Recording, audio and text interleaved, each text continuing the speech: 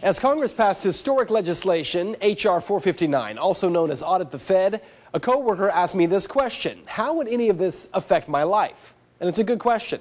To understand how the Federal Reserve affects you, first you have to understand what the Federal Reserve is. The Federal Reserve Bank was started in 1913 by an act of Congress, but not really.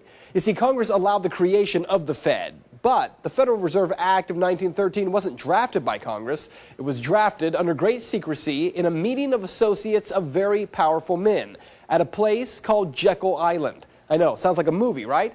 The men represented at that meeting: J.P. Morgan, William Rockefeller, and the Rothschild banking family. The wealth of the five families represented at that meeting represented at the time 1/4 of all the wealth in the world. If you have not read the book, The Creature from Jekyll Island, you should. It explains in great detail how the Federal Reserve Bank came into existence, and it's a very strange story. Now, I could spend an hour explaining all the details on the history of the Fed, but time won't allow it. So in short, it's critical to understand the objectives of the Federal Reserve. The Fed was drafted with 5 objectives. Number 1, to stop competition from newer banks, especially banks in the western part of the United States. 2, to obtain a franchise to create money out of nothing for the purpose of lending. 3, to get control of all the reserves of other banks so that reckless banks wouldn't be overrun. 4, to shift the losses from the banks to the taxpayers. And 5, to convince Congress that the purpose was to protect the public. So here's how it works. If the government needs money, the U.S. Treasury prints it, but the Treasury needs to get it out to the public. And that's where the Fed comes in. The Federal Reserve Bank will take that newly printed money, which was created out of nothing, then gives it to other banks. The banks then loan the money to you and me, and we pay interest. And the interest we pay then goes back to the Treasury and to the banks who loan the money in the first place. So what's the problem here? Well, the Federal Reserve Bank is not responsible to anyone, not to Congress, not to the President, and most importantly, not to the American people. In 2011, the Government Accountability Office conducted a first-of-its-kind audit of some of the lending practices of the Fed after the 2008 financial crisis. According to Democrat Congressman Bernie Sanders of Vermont, as a result of this audit, we now know that the Federal Reserve provided more than $16 trillion in total financial assistance to some of the largest financial institutions and corporations in the United States and throughout the world.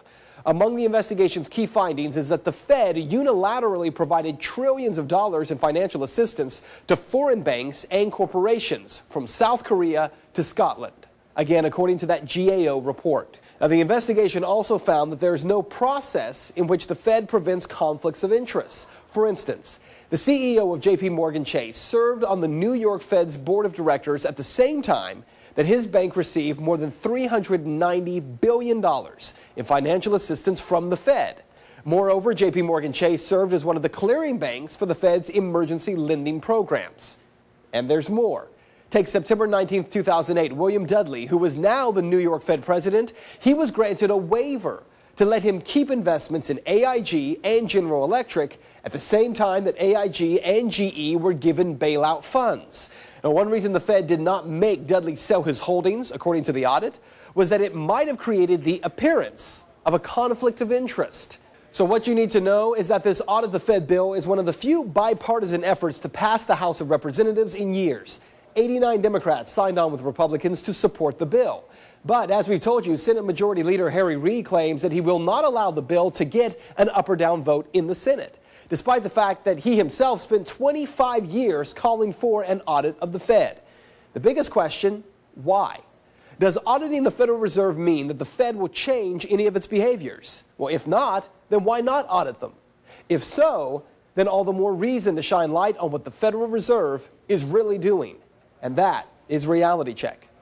If you would like to make your voice heard on this story, you can head over to Ben's Facebook page. You can find